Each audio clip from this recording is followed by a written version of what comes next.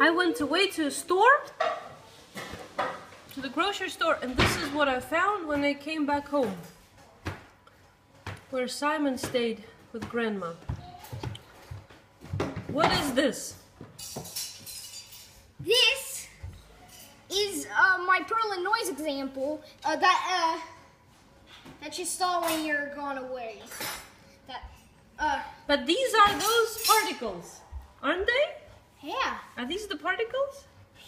These are the particles, and I've changed those to lines, so that they're continuous. And it's sort of like hair, as you can see. It's amazing. It's so beautiful. How did you do this? Because when I went away, you had particles moving in lines, following vectors. This is where I left you. What did you do after that? Can you tell me? Can you tell me, Simon? What did you do after I left? When I left, you had particles following the vectors in your sketch. I played with the magnitude a little bit. I played with the magnitude. A little bit. And this is how it worked? Nothing else? Just the magnitude of the vectors? And then I have... But it also looks like the particles are smaller and they're moving very slowly. And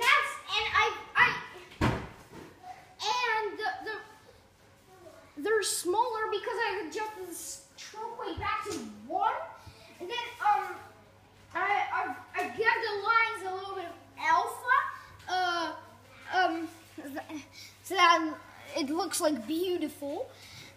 And then I also had even more particles. I now have 25,000 particles, and I have an 800 by 600 canvas. This is amazing.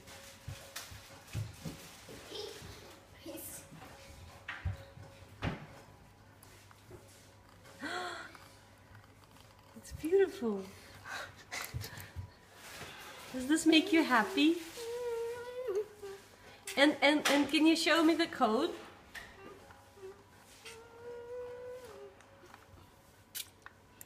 I have 2 codes. Well, I have this. I have this code, and I have this code. All right, let's run it again.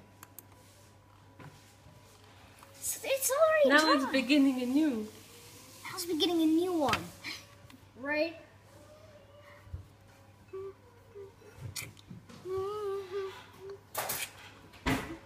A new hair's drawing. A hair drawing. It's something like a hair drawing, as you can see. I made this in open processing, so And this is Perlin noise.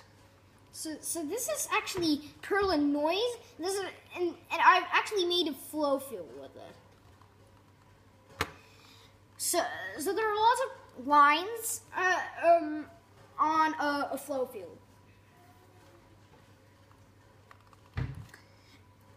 Well, I actually changed the points to lines. They're now continuous lines. So it's beautiful hair drawing, right? But can you show me the code where you changed them into lines? What did you do then? I've changed into lines. Okay. I've 2 codes. Or so that I have 2 codes. And the show function here, instead of points, I have lines. So, and how come that they're following the vectors sometimes curling? You know, like they're not going one direction, but they're going many directions. Well, actually, I turned the Z off back on. So I've Okay, so the back on, so they're changing. the z-axis is back on. Yeah. And we think of it as time, so they're changing. The z-axis is time. So so the vectors are kind of changing. So they're kind of curly. Do you want to thank Daniel Schiffman for being your teacher?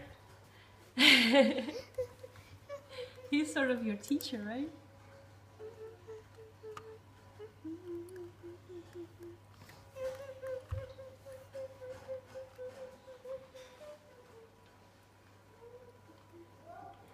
And also, I can put this back like this to see the drawing even more.